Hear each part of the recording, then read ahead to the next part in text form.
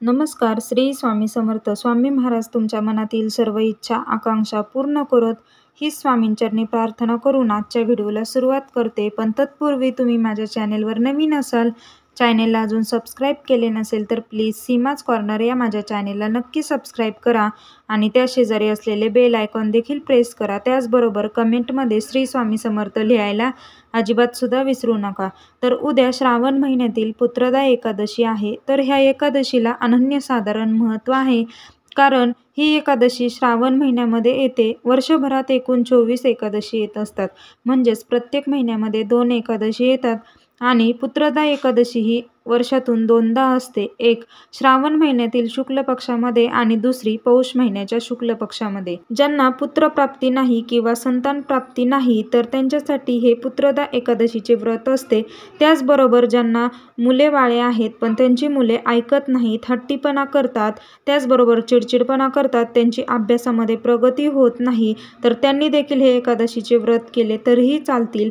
तर आता उद्या श्रावणामधील पुत्रदा एकादशी आहे, तर आपल्याला तुळशीचं एक पान या ठिकाणी ठेवायचं आहे. हा उपाय केल्यामुळे तुम्ही बघा तुमच्या मुलांची खूप प्रगती होईल किंवा ज्यांना मुले बाळे नाहीत त्यांना पुत्रप्राप्ती होईल व मनातील प्रत्येक इच्छा पूर्ण होतील.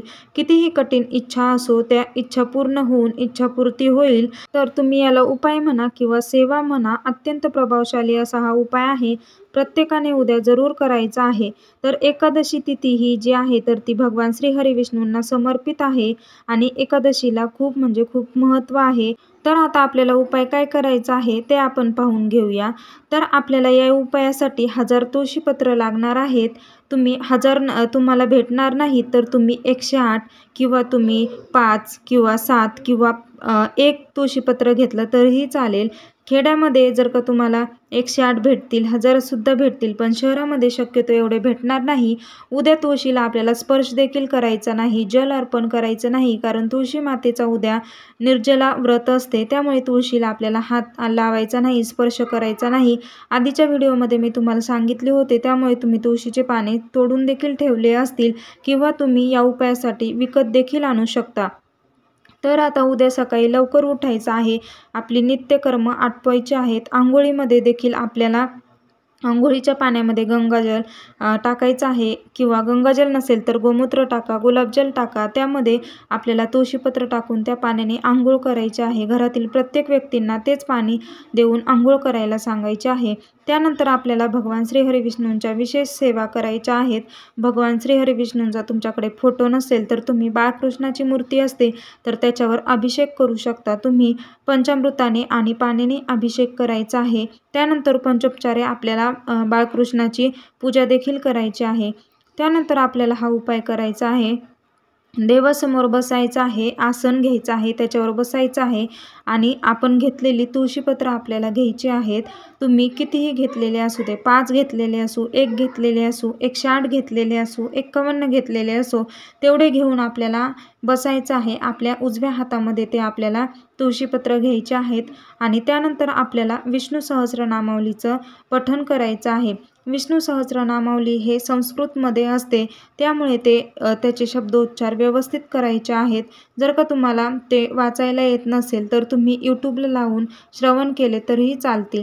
त्यामध्ये भगवान श्री हरी विष्णूंचे 1000 नावं असतात, त्यामुळे आपल्याला विष्णू सहस्रनामावली वाचायची आहे. विष्णू सहस्रनामावली वाचत असताना आपल्याला स्पष्ट उच्चार करायचे आहेत आणि ती मोठ्याने वाचायची आहे. त्याचबरोबर तुम्ही ऐकली तरीही चालेल. हे म्हणत असताना आपल्या हातामध्ये आपल्याला उजव्या तुळशीपत्र ठेवायचे आहेत. त्यानंतर आपल्याला आपल्या मनातील ज्या काही इच्छा आहेत, ज्यांना संतान प्राप्ती नाही, पुत्रप्राप्ती नाही, तर त्यांनी आशीर्वाद मागायचा आहे भगवान विष्णूंकडे. आणि ज्यांना मुले आहेत त्यांची मुले ऐकत नाहीत, त्यांची प्रगती होत नाहीत, त्यांची अभ्यासामध्ये लक्ष लागत नाहीत, तर त्यांनी भगवान विष्णूंकडे आशीर्वाद मागायचा आहे. आणि आपण एकादशी तिथीला हे जे उपाय करत असतो तेव्हा त्याचे फळ आपल्याला भेटत असते, कारण एकादशी ही भगवान विष्णूंना समर्पित आहे आणि विष्णूंना तुळशीपत्र हे खूप प्रिय आहे. तुळशीमध्ये भगवान विष्णू आणि माता लक्ष्मी वास करत असतात. तुळशीला अनन्यसाधारण महत्त्व आहे. त्यामुळे आपण तुळशीचे हे जे काही उपाय करत असतो तर त्याचे आपल्याला नक्कीच फळ भेटत असते.